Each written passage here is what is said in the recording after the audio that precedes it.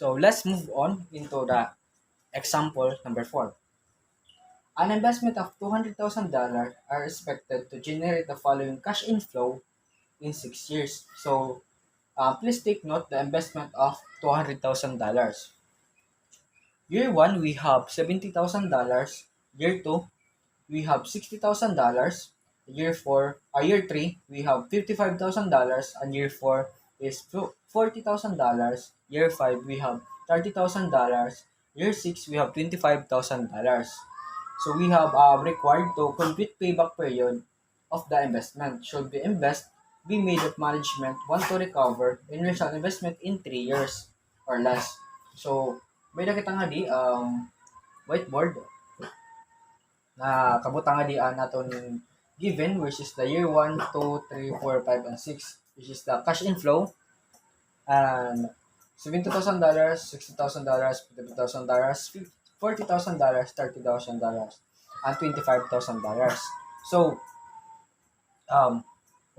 to compute the cumulative cash inflow, in the year 1, kakapitala aniya valuehan cash inflow nga the cumulative cash inflow. So, we have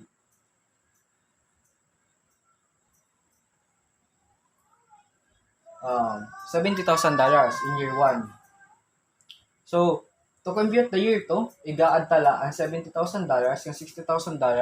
So, makukuha ta na ang year 2, ang iya cumulative cash inflow. We have $130,000.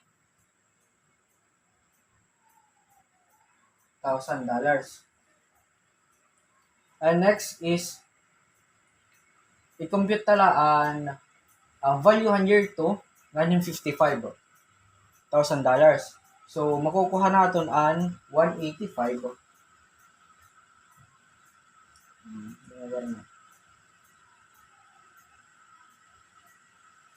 185 kay $130,000 plus $55,000 is equals to $185,000.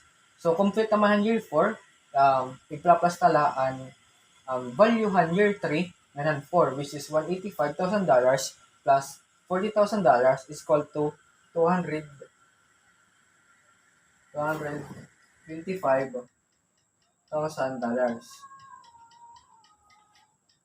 To compute the year 5,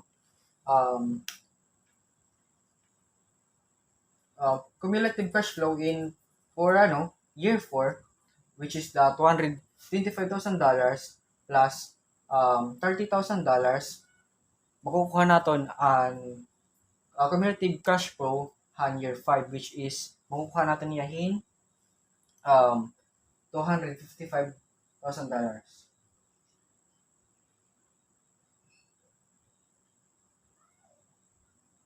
So, to compute naman ang cumulative cash inflow han year 6 is $255,000 plus $25,000 makukuha natin in $180,000.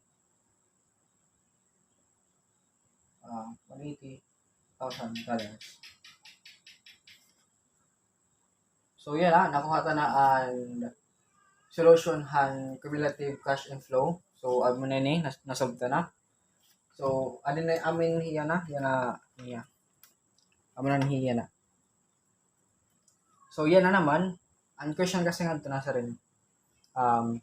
Compute the payback period. So, using this formula,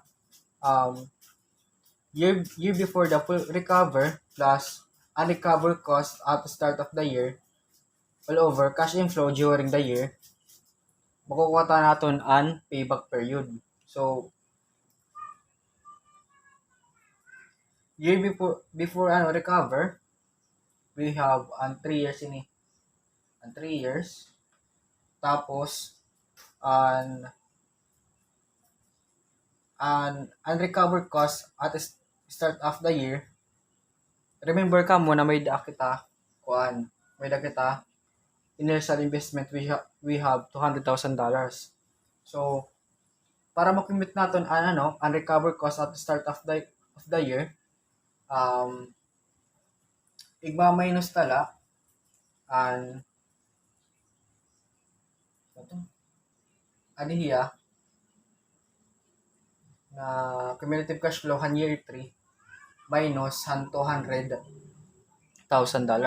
So makukuha natin an $15,000 all over han cash inflow during the year. So during the year, amadi na 40. So bagan otro para makuha natin ang recover cost at the start of the year, igma-minus tala an initial investment nga hin cumulative cost an inflow han year 3 which is 185. So $200,000 minus $185,000 is equals to $15,000. So yan nakuha ta na ang unrecovered cost at start of the year. So year before the full recover, which is the year 3, plus unrecovered cost at start of the year, which is na-complete na kanina, which is yan $15,000 all over $40,000 and cash inflow during the year. Nadiya during the year man. So, to compute this, divide talan hira, duha, makukuha ng 0.375 plus 3, makukuha ng 3.375 years. Ang amo na ton kuan, amo ton aton payback period. Is the payback period same at the break-even point? The two terms are related but they are not the same. The break-even point is the price of values an investment project must be raised to if you want to recover initial cost. Outline to payback period refers to how long it takes to reach that point. So, let's move on to the next reporter to discuss by advantage and disadvantage of payback period method.